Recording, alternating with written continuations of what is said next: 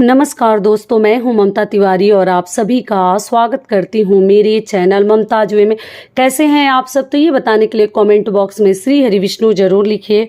तो चलिए दोस्तों, आज हम इस वीडियो में जानेंगे कार्तिक स्नान कब से शुरू हो रहा है, कब समाप्त हो रहा है और कार्तिक स्नान के क्या नियम विधि है। पहली बार व्रत उठा सकते हैं जो 1 महीने का व्रत करते हैं, स्नान कितने बजे करें, तुलसी जी की पूजा कब करें, कैसे करें, सिंदूर लगाएं या ना लगाएं, सूर्य देव को पहले जल दें या तुलसी माता को पहले जल दें, कौन सी चीज़ें हमें खानी चाहिए, क्या क्या सावधानियां बरतनी चाहिए, कौन कौन सी गलतियां हमारे द्वारा नहीं होनी चाहिए, दीप दान कैसे करें, हर प्रकार की बातें आज हम इस वीडियो में जानेंगे। ध्यान से वीडियो को सुन लीजिएगा।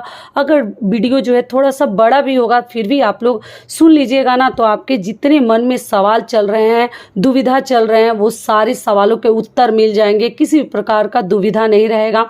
तो आप लोग ध्यान से वीडियो को सुन लीजिएगा, इससे आप लोगों को बहुत अधिक लाभ मिलेगा। तो चलिए वीडियो को शुरू करते हैं। इससे पहले दोस्तों, अगर आप लोगों को मेरा वीडियो पसंद आता है तो प्लीज़ आप मेरे चैनल को सब्सक्राइब कर दीजिएगा, बेल आइकन को प्रेस कर दीजिएगा, जिससे कि मेरे वीडियो के नए नोटिफिकेशन आप लोगों के पास सबसे पहले पहुंचे। तो चलिए शुरू करते हैं और सभी महत्वपूर्ण बातें जान लेते हैं।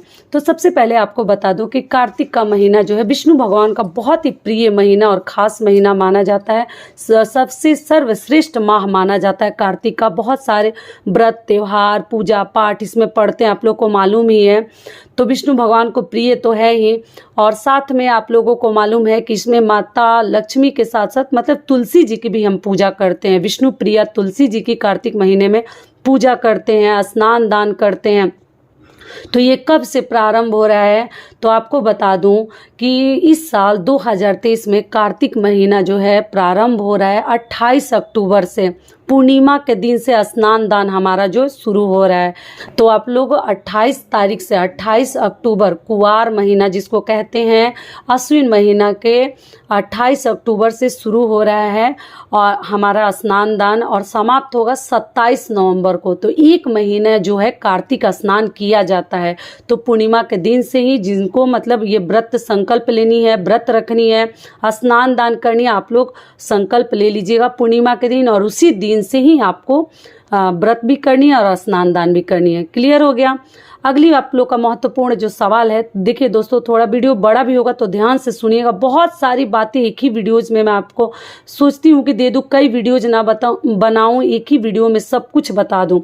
दूसरा आप लोग का सवाल है कि इस साल क्या कार्तिक माह का जो व्रत है उठा सकते हैं? तो जी नहीं। आपको मालूम है ना, बहुत दिनों से मैं बताते आ रही हूँ कि जिस साल अधिक मास लगता है, पुरुषोत्तम मास पड़ता है, उस साल किसी भी प्रकार का नया कार्य हम नहीं कर सकते। नया व्रत मतलब नया व्रत हमें नहीं उठानी चाहिए। तो आप लोग जो है नया व्रत मत उठेगा, लेकिन स्नान दान आप लोग कर सकते हैं। स्नान, अब कार्तिक स्नान अगर चाहें तो आप लोग स्नान कर सकते हैं, क्योंकि इससे हमें वैकुंठ की प्राप्ति होती है। बहुत ही अच्छा होता है कार्तिक माह का।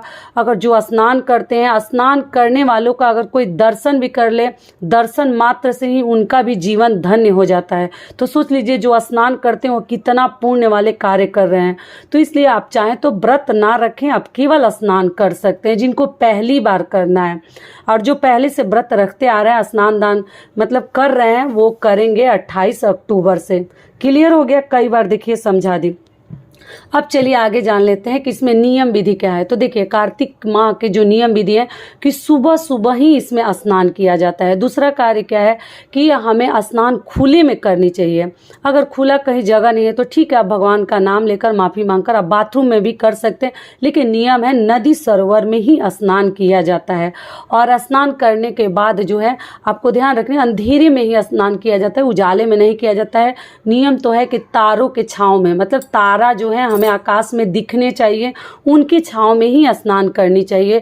तो आप कम से कम, अभी तो ठंडी का मौसम है, जो बूढ़े बुजुर्ग हैं वो ध्यान रखेंगे कि मतलब बहुत 3 बजे भोर में ही नहीं करनी है, लेकिन फिर भी 4 बजे 4:30 बजे तक आप लोग स्नान कर लीजिए। मैक्सिमम जो है 5 बजे तक स्नान आपको कर लेनी है। और आप चाहें तो नदी सरोवर में भी कर सकते हैं, आप चाहें तो गंगा जल घर में मिलाकर पानी में, और उससे भी आप लोग स्नान कर सकते हैं। ठीक है। और अगला आप लोग का सवाल है कि गर्म पानी से, जैसे बूढ़े बुजुर्ग हैं मेरे सास ससुर, तो क्या वो स्नान कर सकते हैं?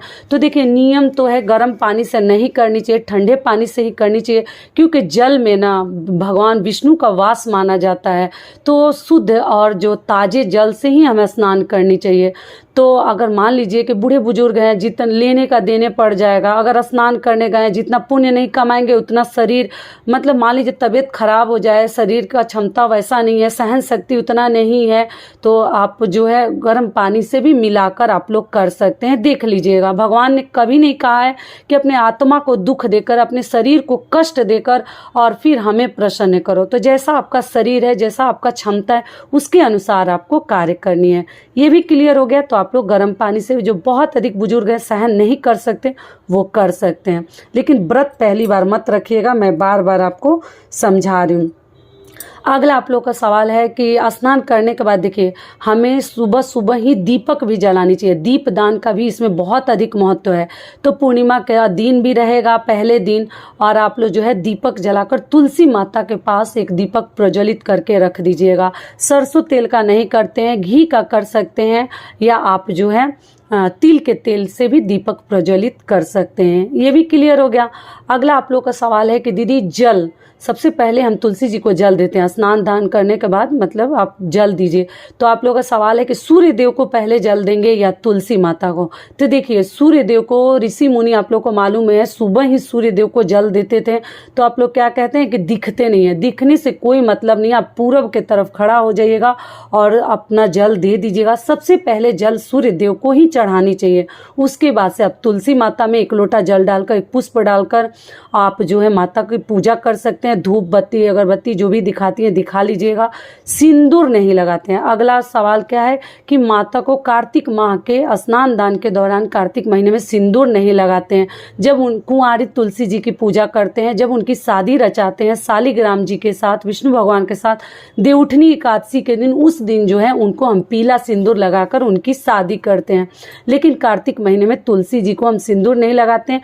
ऐसे भी बहुत सारे लोग नहीं लगाते। जड़ में जो है आप कुमकुम लगा सकते हैं, लाल वाला लगा सकते हैं, रोली लगा सकते हैं, या चंदन। चंदन तो हम लोग नहीं लगाते हैं, आप लोग देख लीजिएगा, अगर लगाती हैं तो लगाइएगा।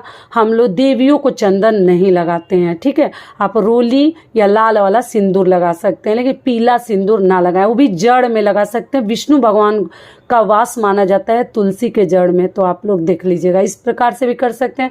अगर चंदन आप लोग लगाती हैं तो लगा लीजिएगा। ये हो गया। तो पहला जल सूर्य भगवान को, दूसरा जल माता तुलसी को। उसके बाद दीप प्रज्वलित करेंगे, घंटी बजाएंगे, आरती कर सकते हैं। और जल देते समय हमें तुलसी माता का कोई मंत्र जानते हैं तो बोल सकते हैं, या आप प्रतिदिन गा सकते हैं। तुलसी मैया का प्रातः जो पूजन करें, विष्णु भगवान जी को प्रसन्न वो करें, विष्णु भगवान जी को प्रसन्न वो करें। कहाँ विष्णु ने तुलसी वो पद पाओगी, संग संग तुम हमारे पूजी जाओगी, संग संग तुम हमारे पूजी जाओगी। तो देखिए ये 2 लाइन भी अगर आपको याद हो जाता है तो प्रतिदिन बोल सकते हैं, या कोई मंत्र भी बोल सकते हैं। ऐसे कार्तिक माह में तुलसी जी का गीत वगैरह गाना बहुत ही अधिक शुभ माना जाता है, तो आप लोग गा सकते हैं। ये हो गया। अगला आप लोग का सवाल क्या है कि हम तुलसी जी के पूजा के बाद क्या सो सकते हैं? तो जी नहीं। अगर आप जो है कार्तिक स्नान करते हैं तो आप जो है सुबह उठकर पूजा पाठ करके, अंधेरा तो रहता ही, सोनी नहीं है। इस बात का आप लोग ध्यान रखिएगा, कभी भी सोने ना जाए, नहीं तो आपका पूरा जो पुण्य है ना वो नष्ट हो जाएगा। तो आपको कभी भी सोनी नहीं है। बहुत सारे लोगों की आदत होती है ना, आंख झपकने लगता है, और सही बात है झपकी आने लगती है। जो सुबह उठते हैं उन्हें नींद आने लगती है, तो उस समय आप कथा कीर्तन कहें, कथा भी सुन सकते हैं। मेरे चैनल पे कार्तिक माह के छोटे छोटे कथाएं हैं, प्रतिदिन आप सुन सकते हैं। और आप जो है या तो भजन कीर्तन करके अपने को जगा कर रख सकते हैं। आप लोग सोइएगा मत। ये सभी कार्य हो गया।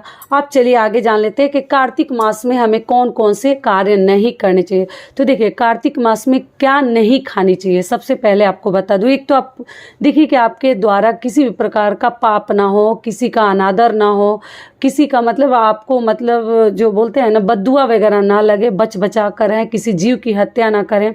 और भोजन में क्या ध्यान रखनी है जो व्रत रखेंगे। जो नहीं रखेंगे वो लहसुन प्याज का सेवन ना करें, केवल आप भोजन करके नॉर्मल शुद्ध सात्विक भोजन करके भी आप स्नान कर सकते हैं, उससे भी आप व्रत का आधा लाभ पा सकते हैं। लेकिन जो व्रत रख कर और स्नान दान करेंगे उन्हें संपूर्ण लाभ मिलता है।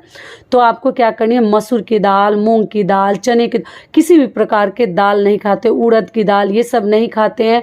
इसमें जो है केला, कच्चा केला की सब्जी, आलू की सब्जी, तीनी का चावल, सिंघाड़े का आटा, यही सब खाकर ना कार्तिक महीने में 1 महीने तक लोग व्रत रखते हैं। और घी से बनी हुई चीज़ें आप खा सकते हैं। सरसों तेल, रिफाइंड ऑयल का इस्तेमाल ना करें, सूर्यमुखी का तेल वगैरह आप ले सकते हैं। बैगन नहीं खाते हैं, मूली नहीं खाते हैं, ध्यान रखना पड़ता है। मसूर की दाल तो पहले नहीं खाते हैं। तो ये सब कार्य जो है हम कार्तिक महीने में, मतलब ये सभी चीज़ें हम कार्य भी नहीं करते और ये सभी चीज़ें हम ग्रहण भी नहीं करते हैं, ठीक है। और दिन में आप दोपहर में भले ही सो सकते हैं, तुलसी पत्र अपने आंचल में बांध कर आप लोग सो जाइएगा, लेकिन पूजा के तुरंत बाद आपको कथा सुननी चाहिए, भजन कीर्तन करनी चाहिए, ना कि सोनी चाहिए। इस बात का आप लोग ध्यान रखिएगा। तो यही सब आप लोग के कुछ महत्वपूर्ण सवाल थे, सभी नियम मैं आपको बता दी। आप हो सके तो प्रतिदिन केले का पेड़ अगर आपके घर में है तो केले के वृक्ष के नीचे भी आप एक दीपक प्रज्वलित कर सकती हैं। विष्णु भगवान का वास भी माना जाता है और तुलसी जी के पास तो एक दीपक प्रज्वलित प्रतिदिन आपको करनी है। तो यही सब कार्य हम करने हैं। 1 महीने का ये व्रत रहता है कार्तिक स्नान। तो सारी बातें आप लोग को समझ में आ गई। तो 28 अक्टूबर से हमारा जो है कार्तिक स्नान शुरू हो जाएगा, प्रारंभ हो जाएगा और समाप्त होगा अगले महीने नवंबर में। कार्तिक माह में 27 अक्टूबर को समाप्त होगा। उसके लिए आगे मैं वीडियो डालूंगी, तो आप लोग इसी प्रकार से नियम विधि से स्नान कीजिएगा। तारों के छांव में ही करनी है, अंधेरे में ही करनी है, कोई देखे ना, ठीक है। और साफ और स्वच्छ वस्त्र धारण करें। जहां आप सोते हैं, नियम तो है ज़मीन पर नहीं सोनी चाहिए, कुछ लोग कहते हैं कि बिस्तर पे नहीं सोनी चाहिए। तो जो भी जहां भी आप सोएं, साफ और स्वच्छ बिस्तर पर सोएं। हर घर के देखिए नियम थोड़ा सा अलग है, कोई बिस्तर पे सोने से मना करता है तो कोई ज़मीन पे सोने से मना करता है। तो आप देख लीजिएगा, आप जहाँ कंफर्टेबल है वहीं सोएं। शारीरिक क्षमता के अनुसार कार्य कीजिएगा, अपने शरीर को देखते हुए, ऐसा ना कि हम तबीयत खराब कर लिए। तो यही सब कार्य हमें कार्तिक महीने में करनी है और तुलसी जी की पूजा विधि विधान से करनी है, सुबह शाम दोनों समय, ठीक है। और आरती भजन माता की पक्का कीजिएगा। घर में कपूर की आरती भी कर सकते हैं प्रतिदिन। तो आशा करती हूँ कि सारी बातें आप लोग को समझ में आ गई होगी। तो ये वीडियो मेरा यहीं तक का था। फिर मिलती हूँ एक नए वीडियो में, तब तक के लिए नमस्कार। स्वस्थ रहिए, सुरक्षित रहिए और जहाँ कहीं भी रहिए खूब खुश रहिए। धन्यवाद।